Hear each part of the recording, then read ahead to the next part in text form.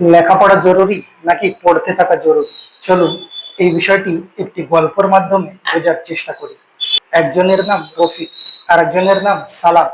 রফিক পড়াশোনা করে অনেক বড় ডিগ্রি পেল, কিন্তু সালাম সংসারের অভাবের কারণে বেশি দূর লেখাপড়া করতে পারলো না। কিন্তু সালাম একটা কাজ কখনো ছাড়েনি। সে প্রতিদিন কিছু না কিছু পড়তো, হয়তো বই পড়তো, হয়তো নিউজ পেপার পড়তো, বড়দের কথা শুনতো এবং নতুন কিছু জানার চেষ্টা করত। 10 বছর পর দুইজনের দেখা হলো। রফিক বলল, তুই তো আমার মতো এত পড়াশোনা করিসনি, তারপরে মানুষ তোকে এত সম্মান করে কেন? সালাম হেসে বলল, আমি স্কুলের পড়া শেষ করেছি, কিন্তু শিখা বন্ধ করিনি। এই একটি কথার মধ্যেই লুকিয়ে আছে জীবনের বড় শিক্ষা।